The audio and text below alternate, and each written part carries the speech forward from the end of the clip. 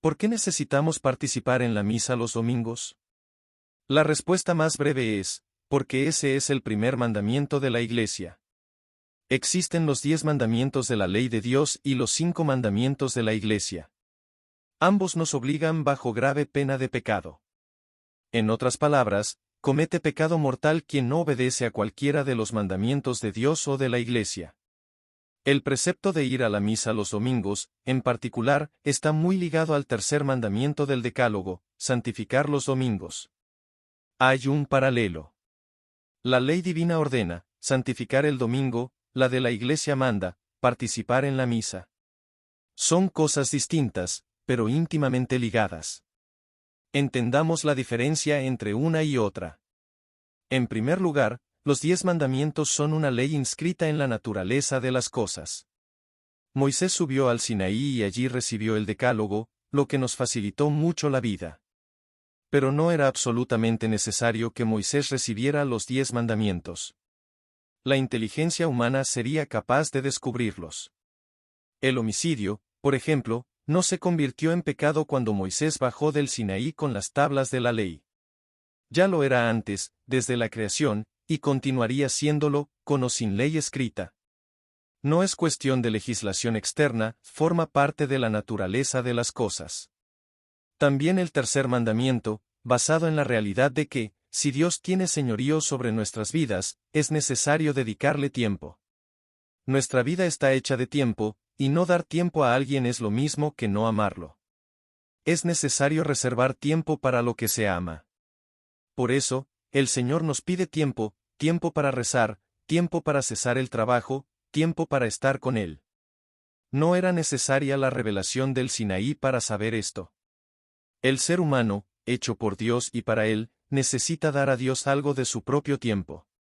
Sin embargo, el pecado original introdujo en nosotros una serie de desórdenes, y la inteligencia no pocas veces se deja oscurecer por las pasiones y por el egoísmo.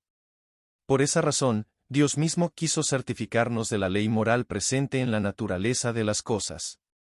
Es decir, está inscrita en la naturaleza del ser humano la necesidad de dedicar tiempo al culto divino. Moisés sube el Sinaí y recibe de Dios la siguiente revelación, consignada en el libro del Éxodo: recuerda santificar el día de descanso. Trabajarás durante 6 días y harás, en ellos, todas tus obras. Pero el séptimo día es el sábado, día de descanso, consagrado al Señor tu Dios, no harás en él obra alguna. 20,8 ss. La santificación del sábado, tal como Dios la reveló a Moisés en el Antiguo Testamento, implicaba cesar el trabajo en honor de la creación. El Señor hizo el mundo en 6 días, y en el séptimo descansó. Entonces, para mirar al Creador, con quien el pueblo de Israel hizo una alianza, se debía cesar de trabajar un día por semana. En la antigua ley, esto se hacía cada sábado, el séptimo día. Durante siglos, de hecho, el pueblo elegido observó ese precepto. Sin embargo, no era estrictamente obligatorio ir a la sinagoga o al templo de Jerusalén los sábados. No había tal prescripción.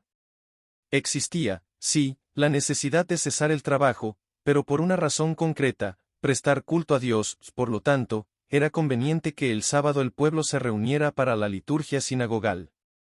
Luego vino la plenitud de los tiempos. La obra de la creación fue restaurada, y el hombre, redimido. Jesucristo, Dios encarnado, murió en la cruz y resucitó el domingo. Por eso, los cristianos comenzaron a ver en el domingo, el día después del sábado, una especie de octavo día de la semana. Ocurre aquí, como dicen los ingleses, un solapamiento. 2 cosas se cruzan en el mismo día. En el domingo, el primer día de la semana coincide con el octavo, como si Dios continuara su obra, perfeccionándola, es la creación redimida. Con la resurrección de nuestro Señor, los cristianos pasan a consagrar al culto divino no ya el sábado, como venían haciendo los judíos, sino el día siguiente, en honor tanto de la resurrección como de la obra redentora en general. Era natural que tal día viniera a llamarse domingo, o día del Señor. Domingo, por lo tanto, no es día de trabajar. Sí, hay trabajos necesarios, incluso los domingos. Un médico de urgencias en el hospital, por ejemplo, tiene que trabajar el domingo. Existen servicios que deben ser prestados. Pero, en regla general, debemos abstenernos de trabajar en el día del Señor. El domingo no puede ser tratado como un día cualquiera, a menos que el fiel viva en un país sin ninguna tradición cristiana, cuya legislación no respete el descanso dominical. En ese caso, paciencia. Pero, gracias a Dios, en Brasil aún es posible guardar el domingo en el sentido de cesar el trabajo. Pues bien, si voy a cesar el trabajo el domingo para dar tiempo a Dios, nada más oportuno que ir a la iglesia, y, si voy a la iglesia, nada más oportuno que participar en la Santa Misa, que es el culto a Dios por excelencia. He ahí porque la Iglesia estableció por precepto que los católicos deben asistir a la misa los domingos. Es un mandamiento eclesiástico, de derecho positivo, es decir, fue la Iglesia quien lo puso positum, de ahí, positivo, y eso desde tiempos inmemoriales. Los cristianos, desde el principio, se reúnen para celebrar la Eucaristía los domingos, pero ese costumbre fue siendo formalizado en la legislación de la Iglesia con el pasar del tiempo. En el Catecismo de la Iglesia Católica, N. 2042, constan los 5 preceptos más generales de la Iglesia, que son una especie de resumen de las obligaciones de los fieles presentes en el Código de Derecho Canónico, que tiene más de 1750 cánones. Lo que aquí nos importa es el primero, participar en la misa entera y abstenerse de trabajos serviles los domingos y fiestas de guarda. Este resumen catequético fue legislado en el Código de Derecho Canónico, en 1983, en el pontificado de Juan Pablo II, por medio del canon 1247, que reza así. El domingo y en los otros días de fiesta de precepto, los fieles tienen la obligación de participar en la misa. Además, deben abstenerse de las actividades y negocios que impidan el culto que se debe prestar a Dios, la alegría propia del día del Señor y el debido descanso de la mente y del cuerpo. La parte referente al descanso se debe no tanto a la legislación de la Iglesia cuanto a la divina, pero las dos cosas están vinculadas en un solo canon.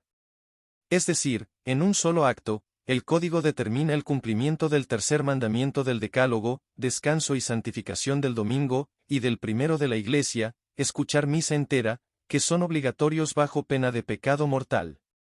Para no ir a la misa de domingo es necesario tener alguna razón grave. ¿Cuáles son los motivos que pueden eximir al fiel de ir a la misa dominical? Estar seriamente enfermo, vivir a gran distancia de la iglesia, tener una edad ya muy avanzada o un deber de caridad, por ejemplo, asistir a un enfermo o a un anciano que no puede quedarse solo, etc. Todo eso exime al fiel de participar en la misa dominical. Es importante insistir en esto. Faltar a la misa no es siempre y necesariamente malo, solo lo es, por fuerza de legislación eclesiástica, cuando no hay motivo justo. La Iglesia así dispone para el bien de los fieles, de manera que todo bautizado que, a partir de los 7 años de edad, tenga condiciones de ir a la misa el domingo sin grave incomodidad está obligado a ir. En resumen, el tercer mandamiento dice, santificar el domingo, es decir, cesar las actividades para dedicar tiempo a Dios y al culto. Se puede cumplir en cualquier lugar.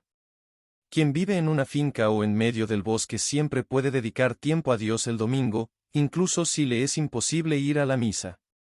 Para quien vive en la ciudad y tiene misa en el barrio, no hay excusa, tiene que organizarse para ir a la misa, a menos que alguna razón grave lo impida.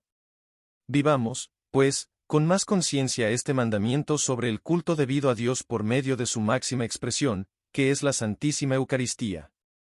El domingo, recordemos siempre, es el día del Señor, de Él y para Él.